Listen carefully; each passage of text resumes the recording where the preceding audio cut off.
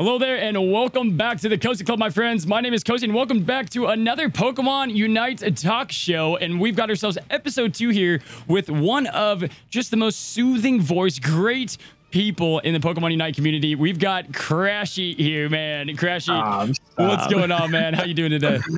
Oh man, I'm having a great time. We're on the second part of this show, which has just been so fun. I can't, like, truthfully can't wait to do more already.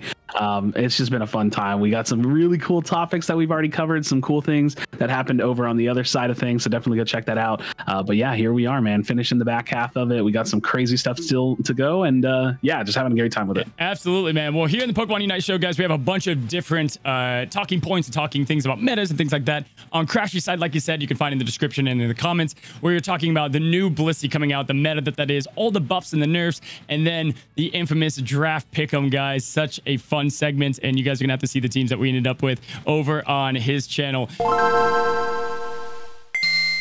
There are so many Pokemon out there in the world. I'm a big Gen 1, Gen 2 guy, but there's so many out there, and so we're gonna talk about which ones we want to see, which ones probably work in the game. We're going to be talking about the attacker roles. We're going to rank them a little bit right now and how they feel. We're going to talk about the builds with them. And then we're going to talk about something that I'm really excited to talk about. Can Pokemon Unite be a competitive game comparable to Dota, comparable to League of Legends, and just to see how it's going to do in the long haul? I'm excited about all these subjects, Krashy. And we'll go ahead and jump right into it, buddy. You ready? Oh yeah, absolutely. Let's dive on in. All right, man. Well, Pokemon we want to see. Krashy, I'm going to give you the floor first. We've got, what, 21, 22 coming out tomorrow. So we've got a lot to go, and that's definitely going to be a big impact in the game later on. Who do you want to see? If you were going to start, we'll do a couple each, maybe 3, 2 each. Who do you want to see, and how do you see them fitting in? So this is definitely a question I get a lot, and you know, you have to think about not just the Pokemon, but like, what will they do? Where will they fall? And so I like to think about that, and I'm right there with you. I'm kind of a Gen 1 boomer mostly, and I have to admit, I tell people this all the time. I'm not trying to lie about it. I'm not a huge Pokemon fan. I didn't really stick with the show and stuff too much, but I do like the intellectual property. I think it's been great. They put out some amazing movies and shows and things. So I tend to lean on the OG stuff a little bit more. So speaking of Gen 1, Gen 2, I loved the movie. I have to go with it. I have been wanting and thinking about the idea of an all-rounder Entei. I think that would just be so cool. I think that he would almost like skate the line of like Speedster a little bit. You know what I mean? Like it would be this tankier Absol, almost kind of like this just speedy, fast, like, and I don't even know what the moves would be, because I'm going to be honest, I don't know how a lot of Entei plays out there in the Pokemon world. Yeah. But I want to see it. You know what I mean? I want to see it. I want to feel it. I want to play it. I want to run through the jungle as Entei. Like, oh man, I think it'd be so fun. He's got that like Mufasa vibe about him, like just this epic, legendary. And we don't have legendary. I mean, we have what, Zeraora or whatever, I think. And again, I'm the same boat, man. I mean, Gen 1, Gen 2, Gen 3, I knew pretty well. Gen 1, obviously, I can name them by, you know, in order probably. Exactly. And then I kind of tail off a little bit more. But Entei was always one that stuck out. The legendary dogs, I think, were so cool. Suicune was probably my personal favorite, but Entei had that majestic, I don't remember, man. I think it was in a movie. It was the second Pokemon, maybe third Pokemon movie. He was like this like talking majestic steed. But I think that I know what he has in the game. He's got a lot of fire spin, a little bit like what Charizard has now, but I think he could be a little more AoE focused, even with some big single target hits as well. Like kind of a ramped up Ninetales per se. You see him as an all-rounder is what you said? Yeah, I mean, it could be Speedster, you know, that could definitely be up for debate a little bit, but I think that it's mostly the size, right? Like it's the size of Entei. It's that body language. He kind of like, when I see Entei in artwork and on screen, I just feel like he kind of like demands respect. You know what I mean? Like he demands your attention. He's got that very deep voice that's coming through, and I just see this like big hulking kind of a Pokemon ahead of us. And so yeah, I think that, you know, all-rounder would be like that mix of like, I can do damage, I can get in there, I can be fast, but you know, I'm also not just like super squishy. So yeah, man, I totally see. James Earl Jones could easily voice Entei. I mean, like, he's just a majestic man. Yeah, I like that pick a lot, man. I like that pick. We'll go back and forth. For my pick, I definitely want to go from Johto too. I feel like Gen 2 just doesn't exist, and I'll stay in here for my first pick. This guy, I think, is just, I've seen people talk about him, and I just want him. I used him all the time. Freaking Heracross, man. Heracross, in my opinion, would be such a cool interesting bruiser of a Pokemon and almost like a Machamp, but has some different abilities. Now, first and foremost, he's got that big beetle horn. I think he could have a cool knockup ability. I think that he's always known for some of the most damage in the game, so he'd be probably an attacker if I were to take a guess or stab on it. I could see him probably filling a couple roles. But yeah, man, I feel like Heracross would represent bugs well. He was, you know, let's face it, man. Outside of what, like Beedrill, he was the coolest bug Pokemon that we I dig you. He's pretty sick. But yeah, so Heracross, I feel like from Johto, and I'm gonna pick 2, and this isn't my second, but like if it wasn't Heracross, I think the whole world wants to see the Scyther, I mean Scyther kind of thing. I mean, like that's. I mean, it's so cool. I mean, it's so cool. It's so cool. And Scyther, it's like, I don't even know if I want to evolve, man. I just love, like, I love Scyther, but Scyther is such a cool brute too. You got kind of double blade slashes. You know, it's like, I really could see Scyther in there as well. So those 2 from Johto would probably be my preferring Pokemon out of the Johto. Man, yeah, same thing. I just want to see him in there doing big slashes and stuff. What would be your next one? So it's funny because Scyther is actually one of the picks that I've been kind of tossing around. Like, I just think that'd be so cool to play. Now, the cool thing is, though, I'll jump to somebody else for diversity and for the sake of, you know, bringing something else in. I don't know how they would do it, but it would be really cool if we had a Defender Onix. Like, I think that like would be like, I want this for the game, right? I want him to be massive. Like in game, I want him to be big. Yes, and I want him to have like, I mean, think about it. He could have like a wall ability, or he could have like almost like a rock tomb where he like surrounds people in it. Like, I mean, I don't know. Like, I don't know what you do, but I see him as this like just big equals defender maybe. And like, I could see some really cool stuff going around there. I like what you're talking about with presence, man. Like, because Snorlax has that, right? Like, I'm a little Vulpix and I'm going out there top lane and I see the Snorlax and it's kind of like, oh crap. Like, you know, this is gonna, you know, it's got the presence. Onix, man. And would you want him to evolve to Steelix? You know, I think I don't know, because I still like my childhood is like full on Onix. I'm totally cool with it though. I think that they have to do like a nice healthy mix between Pokemon that do and don't evolve for the sake of the game and for the property. So I would be cool with it. The same way that I'm cool with Pikachu not evolving. Like, I'm totally fine with that because I kind of get it. You know what I mean? Right. It's the same thing, right? Like, if it goes to Steelix, totally cool. Like, would be super sick. I think it would be cool too is if they don't do evolutions, it'd be cool to have skins. Like, if Onix was just the same, it's the same looking Pokemon, right? You could just throw a skin on it. Like, maybe have rare skins. I haven't considered that at all. That'd be really cool if you picked Pikachu and had a Raichu skin. Like, I could see that just fine. Or even like a Pichu skin. Like, it isn't. The thing about MOBAs is that, and the important thing to think about with Unite specifically is that it is Pokemon, but it's not fully Pokemon. You know what I mean? Like, they do have to play the MOBA game. That's why we don't have like type advantages and stuff like that. And that doesn't take, and I don't personally think that that takes anything away from the game. I think that it's great. So yeah, if we had like a Pichu or Raichu skin for Pikachu, you can best believe people would buy that and use it. Like, that would be super cool. And that's the thing about the longevity of the game. And maybe we'll save this for another talk show, like skins in the game. That'd be fun to talk about maybe next time we do it with maybe even Spraggles or Spraggles. But the what I would think would be cool is Spike does this is if you're just playing Pikachu nonstop, man, and you got 200 games, 300 games, 400 games on Pikachu, I think you deserve a skin. I think you deserve a Raichu skin or what a master skin, man. That gives people the reason to keep grinding outside of masters and the reason to keep going up. And I think that'd be a really cool touch. We just ended up on a subject we'd even know. That's crazy. I think that there's definitely room for,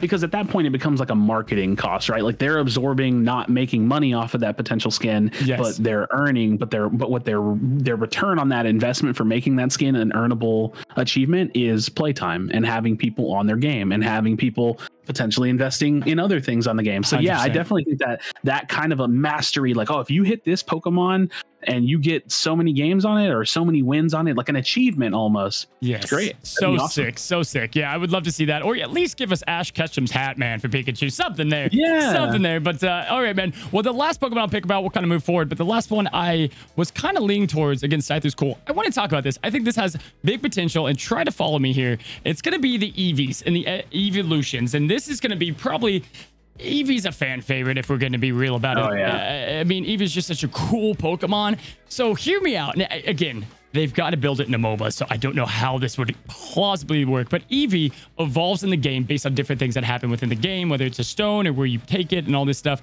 What if, depending on what lane you took your Eevee and where it got the majority of its XP, dictated the Eevee that it would evolve into? And that would, think about what that would do for competitive play. You wouldn't know if they're going to take a Vaporeon, Jolteon, Flareon. I don't know if it would work into the MOBA like atmosphere. It might be a little bit too crazy. But dude, could you imagine like if you went jungle, you got the Jolteon. If you went top, you got the Vaporeon that's more support. I mean, or maybe it's all an attacker role, right? So it's not too complex. What would be your thoughts there, man?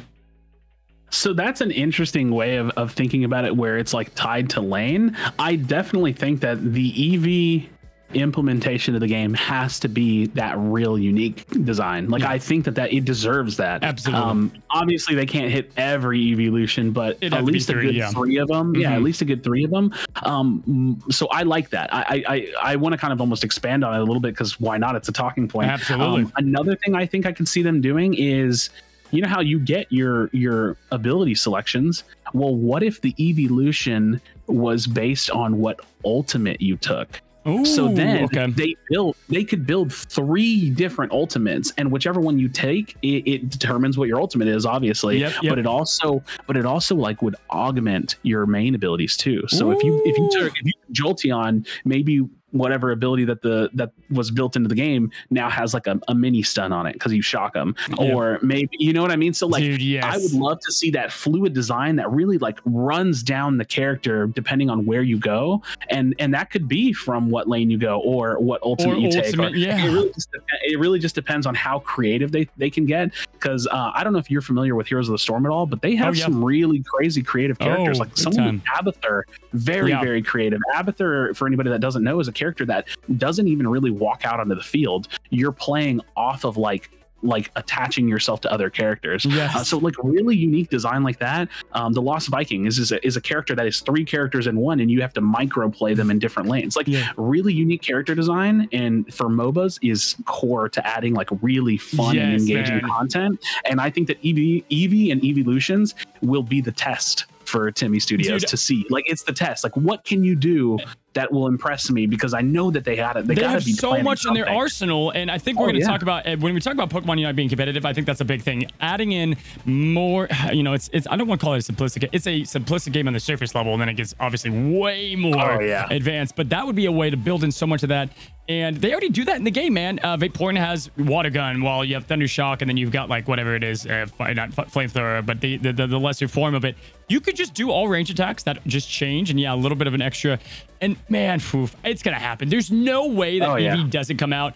And we're not. I want to move to the next subject, but this maybe is for the next show. We need a whole show talking about if they could do Ditto, if they could pull off a Ditto somehow and transform. Hey, you come from Overwatch, and they have Echo, so I feel like Ditto is another one of those characters another one of those Pokemon that deserves a really unique design to it, but that you can do it. They can do it. Absolutely, man. Well, dude, we will move forward again. Guys, if you want to see this talking subject of Pokemon we want to see again, let us know in the comments. I think we can obviously do that on plenty of shows as well. Both of our streams, we talk about it all the time. Okay, talking about the attacker roll roundup. Now we're going to be doing roll roundups on some of the shows in the future, and we're going to be looking at the attacker section. And what I want to do, Krashy, is I want to try to rank them together here, and maybe give our points on where we think they rank, and then maybe talk about one in particular.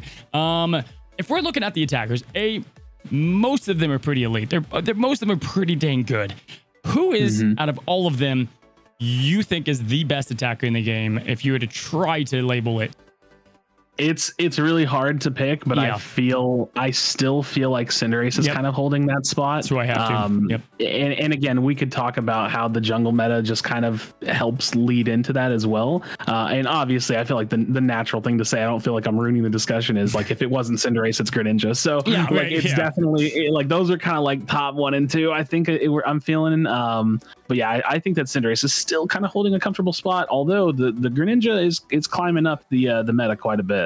We're going to have to see, yeah, especially with this new water buff that we talked about on your channel and water sugar buff. I mean, we're going to have to see where it kind of ends up. Cinderace, just, man, the range, the damage, the combination, the kit, it's just crazy. Greninja would be my two. Is super strong. Yeah, you have steal potential on Dreadnought, on Zapdos. You have burst potential. Like, it's just, you know, using it in the middle of a fight, getting your buddy barrier if you're running that build. Like, I mean, there's, yeah, Cinderace is... And it brings the presence, like you talked about, brings that presence. Like, oh, crap, there's a Cinderace coming out of the jungle, right? Rather than like, oh, there's Charmeleon. Like, it's, you know, it's a little different. Okay, so then I would say, yep, I have the exact same two as 1 and 2. 3 is a little bit more difficult, but I think Ninetales is just the obvious answer. In my opinion, it's close. You would, if you look at top masters, you could argue what 4 would be. I think you already know where I'm going with this.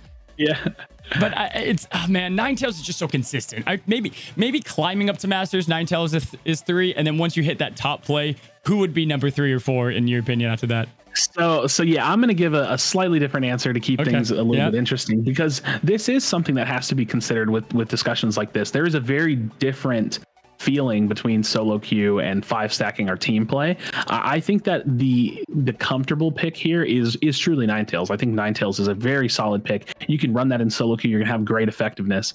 I think at the highest level of plays, it's really skating the line between Ninetales and Cramorant. Yep, there it is. You know, I was waiting if anybody has watched any of the tournament games with Team Lovedies, they love, like, Goof playing Cramorant is a sight to see, man. The domination in the early game in lane, using that Unite move at the right time and being positioned properly for it, having the team play around it. And that's the thing. Again, I think that if you're talking solo queue, Ninetales takes that spot easy. If you're talking team play, it could get edged out by Cramorant. But in either way, again, we're kind of doing the same thing we did with 1 and 2. I think 3 and 4 is kind of almost like, you know, right there, the writing's on the walls. Yeah. I mean, you get bonus points for using the bird, because he's just, I mean, that face, you just can't talk about a Pokemon I didn't know a lot going into the game, and I'm like, I love this guy. I don't even care. Like, he's great. Yeah, his early game presence, the Whirlpool, there's just, man, I love him. I want to see Air Slash and Dive used more and more. And if you look even at the top 100 players, Cramorant, I think, had the most increasing character pick from week 3 and 4 the last month. So I think it's interesting. People are starting to actually see just what he can do. Really a mage type build.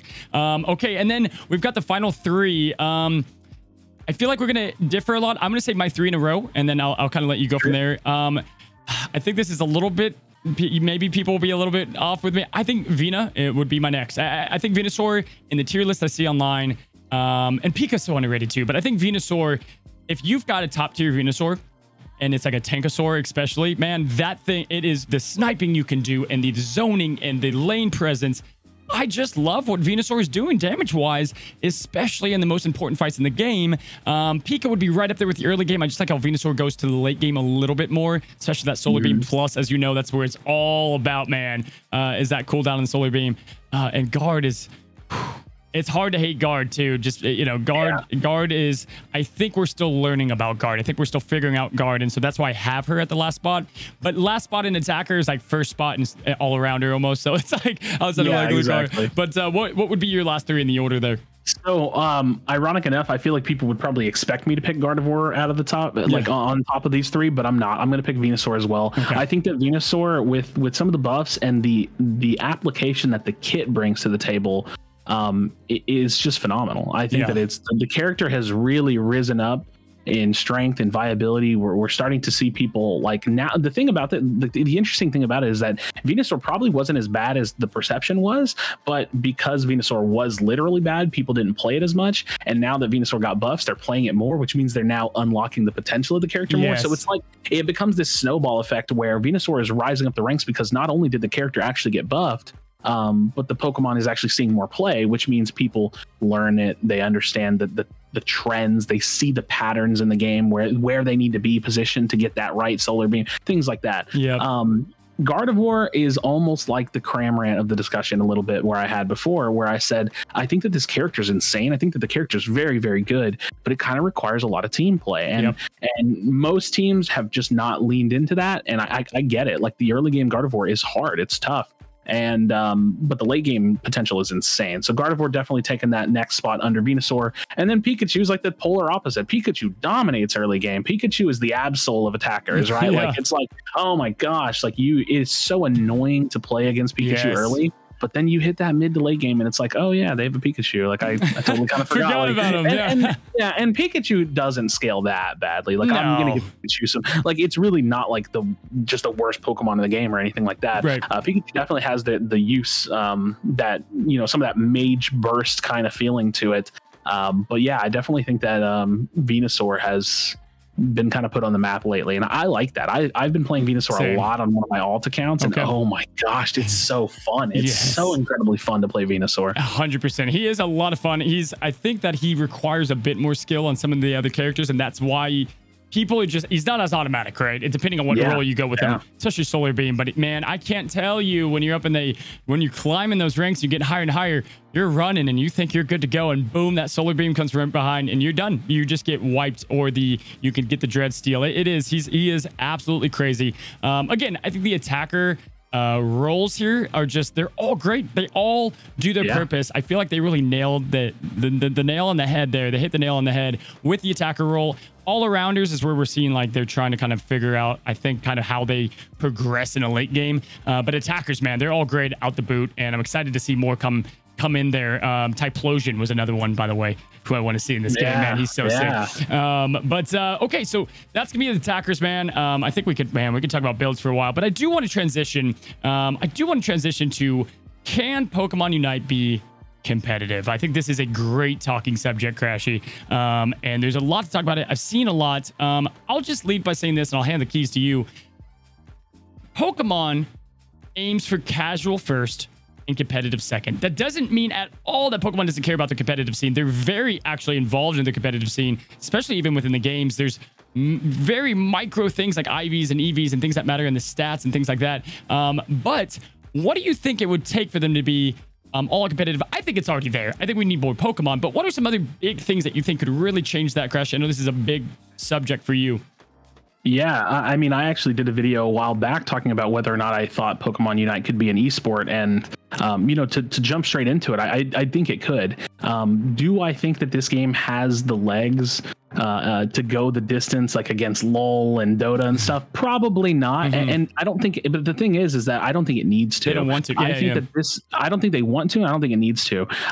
Inclusivity and the ability to get anybody playing this game and have that casual fun, that's the selling point. Yes. And you know, another question that kind of ties into this discussion a little bit, or at least it's kind of like a little tangent of it, is people say, well, like, oh, well, do you think this game will be on PC? No. Nope. No, it won't. And the reason why is because it's all about the goal. What is the goal from Pokemon Company and from Nintendo? Well, they want to sell Switch. You know, they want to sell the Switch. They want to get people playing this game. It's a game. It's a live service game, meaning that it's got this continuing running development. Yep. And we're seeing and this is something that I have to give props to Timmy Studios on, very active development. Every couple weeks, every week, changes coming, patches, boom, boom, boom. We had the spectator test. The game launched with custom games. The game launched with a ranked mode. They're dangling competitive Pokemon Unite in front of our face. Yes. And what they're doing internally is they're looking at the data. Yep. They're looking at the data. They're saying, how many people are engaging with this? How many people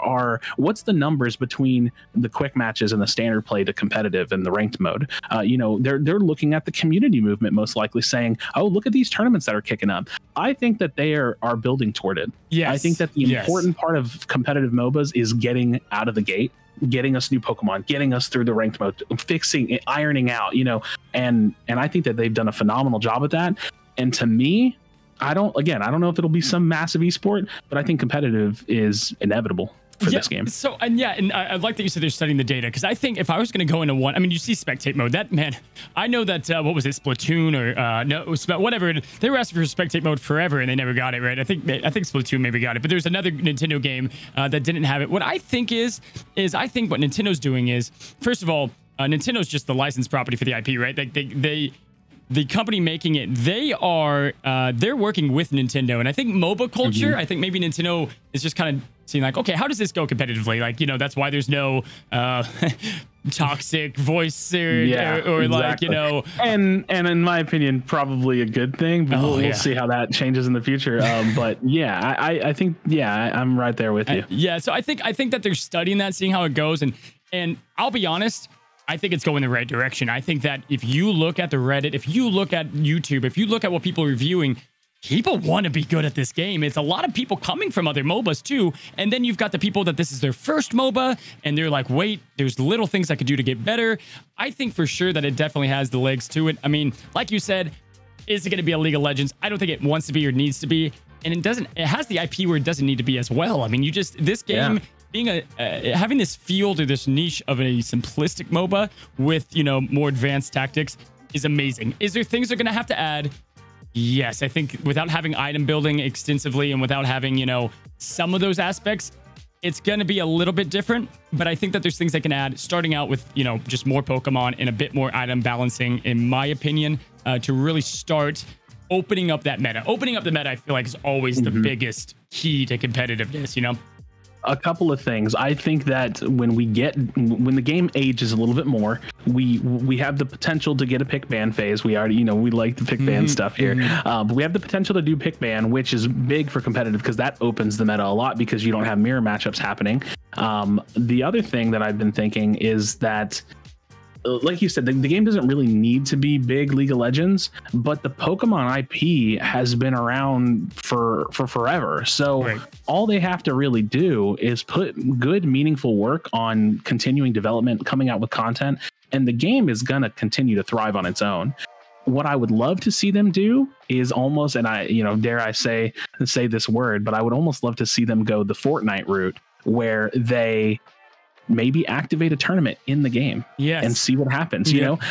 I think that it's if this isn't something that like some of the viewers might understand, the implementation of a spectator mode, that's big. Like that's really, really big. That's huge. I've talked with developers that have worked on spectator modes. It's not that simple. Like it's a pretty complex thing from what I can gather. So, and they were already working on it and it's pretty good. Like I talked about it a little bit in the video. It's not great. It could use like a free cam to it and there could be like some quality of life changes to it, but honestly, as functionality goes, it was pretty good. Yeah, I think it was pretty good. Especially the HUD, the heads-up display was beautiful. I mean, and heck, it has scoring on it, right? And I get why they don't have scoring, But I definitely think, and you know what? How the trailer is, it's almost built for spectate mode. If you look at just how they, an audience viewing these Pokemon competing and all that things, and I think it's got a bright. I think that we can all say that this game is a lot more just booming than we all once thought, and it brought people like me and you to it, right?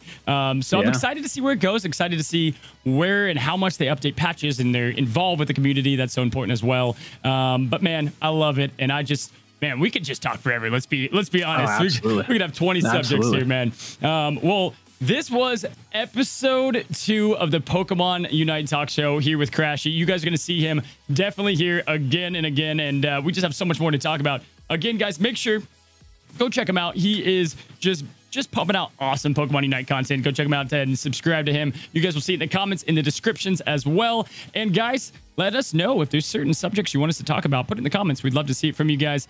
And like both the videos, subscribe to both. And as always, guys, Krashy, any last notes from you, good sir? Hey, man, I just appreciate the invitation. It's been a lot of fun. I mean, we've been sitting here for a good while, just getting it all done and running through it all. And like you said, man, I could talk for days on this stuff. I think that the way I view it, with the response from Timmy, with how they're developing the game, I think this game does have legs. I think it has a good future ahead of it. And I'm excited for people to continue to play it, to hop on it. We don't even have the mobile release yet. There's so much potential, and they're figuring it out. They're going through that process as they develop the game and as they figure out what works for them. And we as players are learning the game. And like you said, some people's first MOBA, and some people are hopping over here from other MOBAs. So it's all just this like amalgamation of good things, and I see nothing but good things ahead. Yes, sir. Yes, sir. Well, man, I can't wait to do another one. Again, thanks for coming on, guys. We will see you guys next time on the Pokemon Unite Talk Show. And until then, my friends, stay cozy.